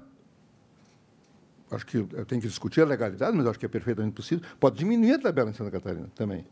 Então, é uma questão de discutir. Um procedimento mais complexo paga um valor muito alto a nível nacional, você pode diminuir aqui em Santa Catarina. Se você tem uma oferta grande, você pode pensar em diminuir. Uma questão do absenteísmo, foi falado ali, eu acho que nós temos que montar um sistema de informação, porque, na minha prática médica, eu agora estava licenciado, mas vou voltar a trabalhar, mas quando eu estava lá no SUS, a fila de endocrinologia tinha 2 anos. Eu ia ter 16 anos, chegava a 8, porque aí é uma desorganização do sistema. O sistema tem que ter uma coisa organizada. No meu consultório, eu tenho que ter isso, porque se eu não avisar o doente 3, 4 vezes antes, eu vou atender metade dos doentes, porque eles estão marcados há 6 meses, eles esquecem, não sei o quê, porque senão você tem a metade da produção só. Então, acho que isso aí, você pode ter um sistema hoje moderno, de informática, para diminuir esse absenteísmo aí, principalmente na consulta médica e em outras questões. Eu acho que é preciso dados também para confrontar melhor, dados bem claros para confrontar esses custos dos hospitais próprios e filantrópicos e IOS, para a gente ver, inclusive para isso que foi levantado pelo procurador, doutor Santos, sobre a questão da distribuição de recursos para os hospitais, né, per capita, e ver quanto é que está custando per capita em cada lugar. Não é? Quanto é que custa uma cirurgia de coração, porque não custa a mesma coisa. Uma cirurgia cardíaca em Santa Catarina, em Blumenau, Joinville, é diferente. Por que é diferente? Porque não é só a tabela, tem um incentivo, tem não sei o quê, faz quantos procedimentos, então custa diferente. Não pode custar diferente. Não é? O pessoal recebe tanto, mas faz quanta cirurgia? Quanto é que custa? Acho que esses dados precisa ter também. Em relação... Queria fazer só mais 2 colocações em relação à judicialização e a questão do sistema relacionado às ações judiciais. Eu tive a oportunidade de, lá no início do início do milênio, de escrever uma tese de doutorado, naquela época, sobre os fundamentos da decisão judicial em direito no fornecimento de medicamentos excepcionais para o Estado. Fiz uma tese de doutorado na Federal. E de discutir essas questões aí. E uma das questões claras é que, claro, quem define o fornecimento não pode ser o judiciário, nem o Ministério Público, tem que ser a autoridade de saúde que define. Agora, precisa ter regra, né? Então, eu acho que a secretaria... Vou pegar um exemplo claro para pegar a questão. Eu tenho uma paciente... A paciente tem uma doença chamada doença de Cushing. É uma produção de excesso de cortisol. Ela foi operada 20 anos atrás, então a doença voltou. Aí, ela precisa tomar um remédio que é cabergolina, que é o primeiro remédio usado, mas que está padronizado no SUS apenas para quem tem hiperprolactinemia. Aí eu fiz um relato desse tamanho, explicando que a paciente precisa tomar cabergolina, porque essa é a melhor medicina, para perguntar para qualquer endocrinologista. Né? Aí foi para a Secretaria de Saúde, indeferiu, porque não está na tabela. Daí eu liguei para o profissional lá. Ela disse, não podemos, porque não está na tabela. Mas como é que... Tem que mandar para o judiciário.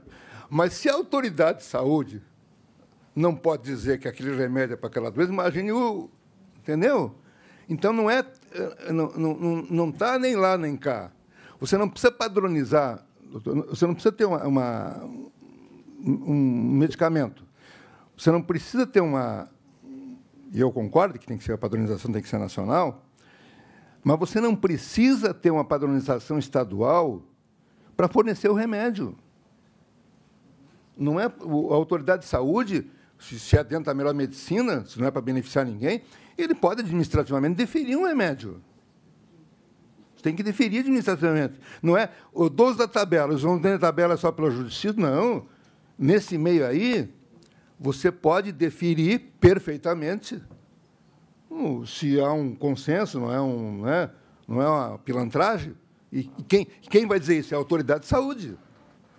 Não é o Ministério Público nem o Judiciário. Porque a autoridade de saúde tem essa condição. E não, a autoridade de saúde não é só o ministro da Saúde, não é só a portaria. O secretário de Saúde pode deferir um remédio, tecnicamente, que não está na tabela. Não precisa mandar para o SUS. Não precisa mandar para o Judiciário. Não pode deferir? Claro que ele pode. Claro que ele não pode deferir um por amigo, um por não sei o quê. Então, acho que isso aí precisa modificar essa questão. Ou não está na tabela, vai para o Judiciário. Porque aí você mesmo entope o Judiciário. Não é? Você pode selecionar os casos. Não precisa fazer uma tabela estadual, que vai fornecer para todo mundo, porque daí vai quebrar. Mas você seleciona os casos, obedecendo critérios médicos, e eu acho que pode ser feito. Bom, seria isso. Passa a palavra ao secretário Caro Preço. O senhor me permite falar antes de você? Só rapidamente sobre dois assuntos que foram mencionados para tentar colaborar. Começando de trás para frente, essa questão seria, não sei se a grosso modo, seria a padronização de medicamentos que não estão na tabela SUS para o Estado de Santa Catarina. Essa é a ideia do senhor, a última aí. Não. O pessoal rejeitou a padronização. Sem padronização. Sem padronização, porque você não precisa estar padronizado. Esse é o caso que eu citei. Bom, o medicamento não está padronizado para essa doença, porque o Ministério da Saúde... Mas o medicamento já está incorporado, a prática médica e tal.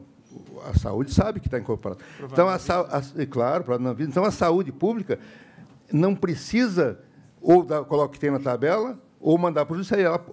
A autorização pode deferir para uma pessoa específica aquele medicamento.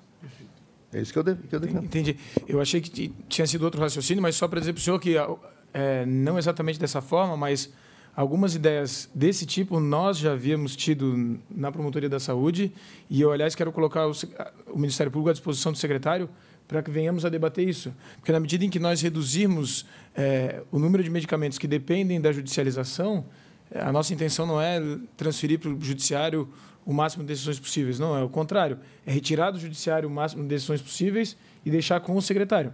Então, se eventualmente houver alguma dificuldade por questão de padronização ou não padronização, confesso que teria que estudar um pouco a proposta do deputado Coruja, mas nós estamos 100% à disposição. A ideia, aliás, já foi, inclusive, aventada dentro do gabinete. Sobre a questão da audiência do dia 22, que o deputado havia falado, Caro Preso, as liminares foram deferidas em todas as ações, nas 9 ações.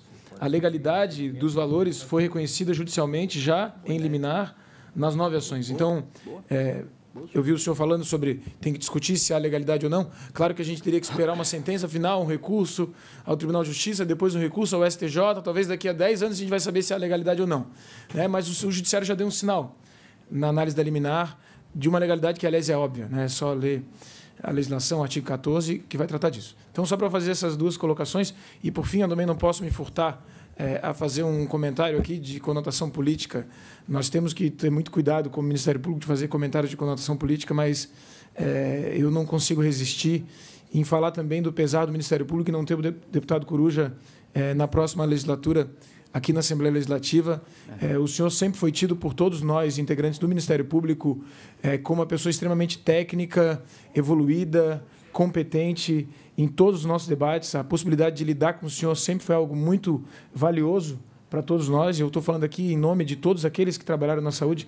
É só a gente olhar para o lado que a gente vê o senhor com um iPad e um bloco de livros ao mesmo tempo, né?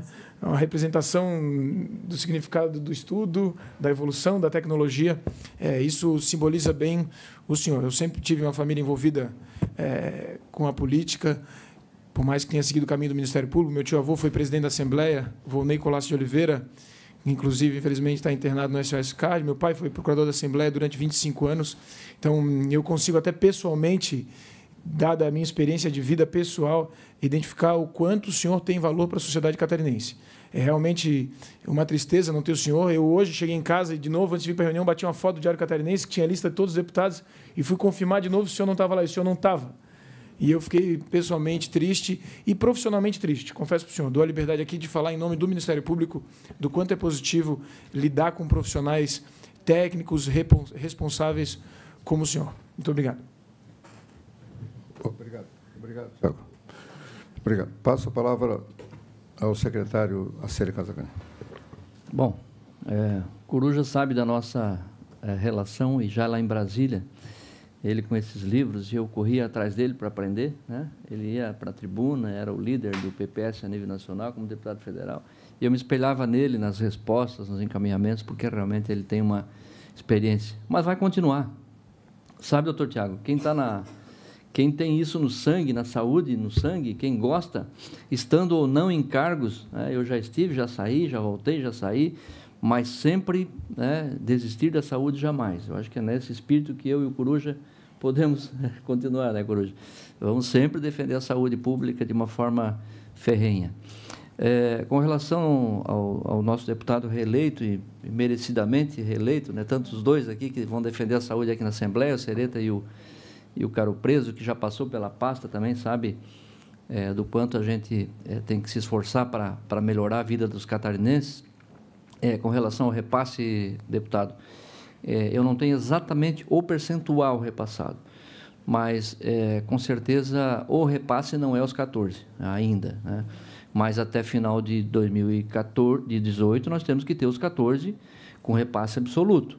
Não pode acontecer o que aconteceu no ano passado, que nós temos ainda 143 milhões de restos a pagar dentro dos 13%. E eu só posso pagar esses restos a pagar dos 13% se o dinheiro vier carimbado para pagar aqueles 143 milhões empenhados. Eu não posso tirar dos 14% para pagar os 13% do ano passado. Então, muitas vezes, o que está acontecendo?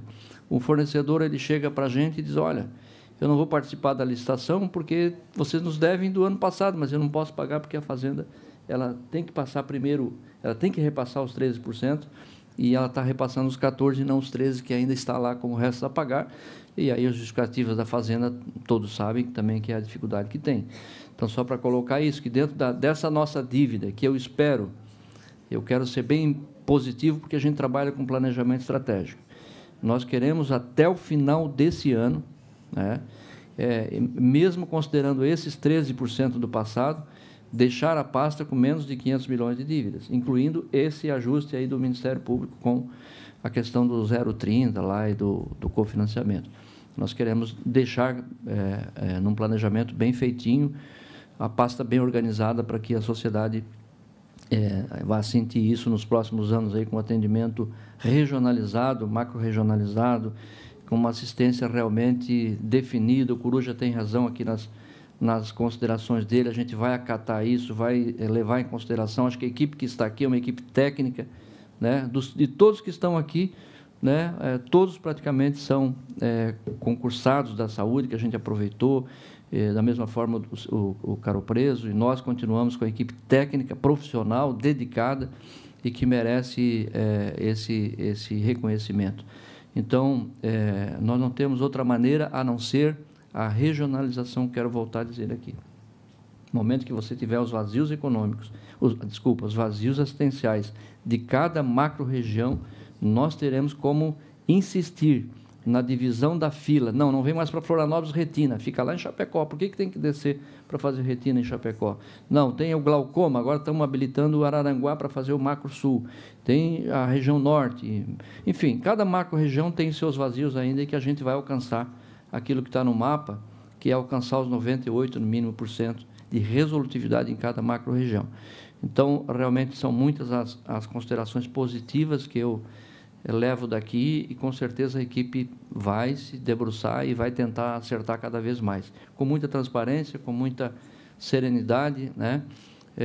Então, era isso, deputado Coruja. Muito obrigado por esta oportunidade de estar aqui fazendo essa prestação de contas. Ainda teremos mais um quadrimestre nesse ano, né? Que certamente será dia 24 de dezembro, né? Por aí. Tá bom, gente? Obrigado aí.